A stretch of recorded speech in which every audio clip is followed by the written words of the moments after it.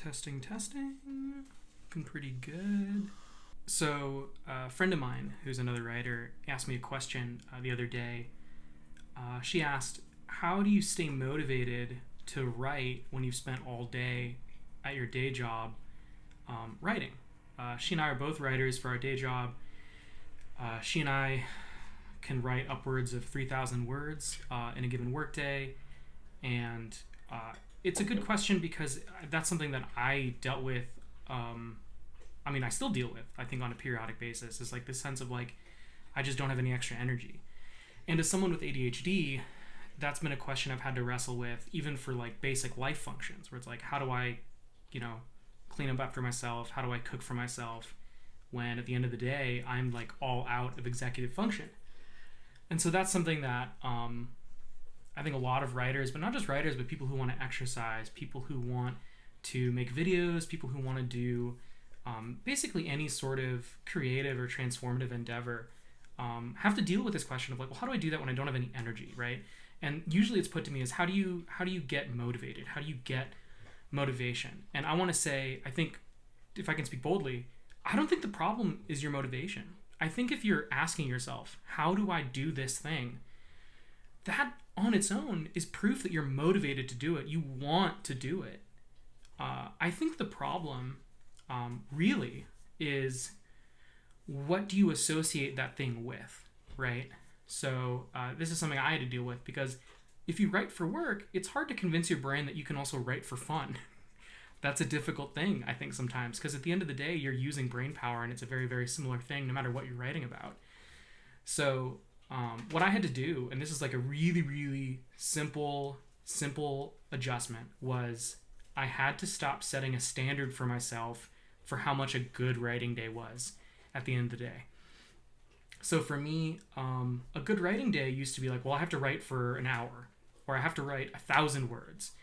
And for someone who normally writes 3,000 words in a workday, 1,000 words of fiction felt really doable. But I would never do it. I would do it, or maybe I'll do it once or twice. I get pretty good, and then the third day I'd be really exhausted, and then I would just not do it. So my fix, my solution for this eventually was to just write 100 words. Just 100 words, right? I set the bar really, really, really low, so that even on days I was absolutely dead tired, I didn't feel like doing anything, I could just write 100 words, and that'd be it. That'd be no big deal. I write 100 words in text messages every day.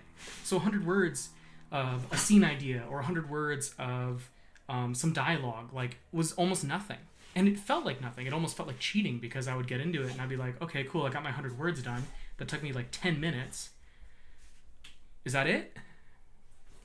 But the cool thing that I've found as I've done that is that when I write those 100 words 9 days in a row, 10 days in a row, I'm developing a rhythm in my life where I say to myself, yeah, after work, I write.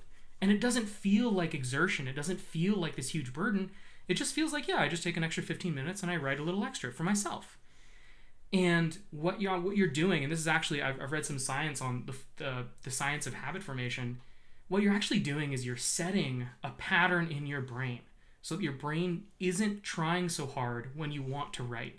So instead of relying on motivation, instead of relying on how you're feeling, you're just relying on your habits. You're just relying on your brain being like, oh, it's 5:31, time to write.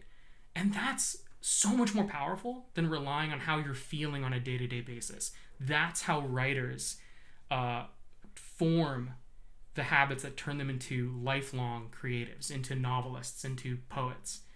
And that's really like, that's been a game changer for me, is not being so hard on myself. And it's not, it applies to a lot of things. I used to hate exercise until I started just going, you know what?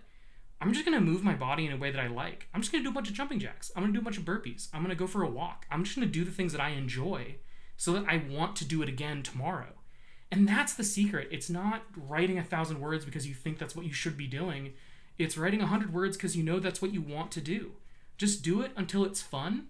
And then when it stops being fun, take a look at your word count and being like, okay, cool, that's my baseline. And like, do that for anything else. Like if exercise stops being fun for you after 10 minutes, just figure out a way to exercise for 10 minutes every day. And then once you've built up a pattern, it'll actually be easier for you to be like, you know what, I'm going to write 500 words today. I'm going to write 1,000 words today. Even though you know that you're only going to set yourself accountable for 100, you're going to be like, I can do extra. And as you start to grow, you can find it easier and easier to do that extra more and more often. So yeah, that's kind of what I've been thinking through, and that question got me thinking about what it is that people are really asking when they're saying, well, how do I get motivated? And it's like, the problem isn't motivation. The problem is that you've convinced your brain that the thing you love doing isn't fun anymore. And so you have to figure out a way to make it fun again. That's really how you develop those like really strong habits. So, thanks.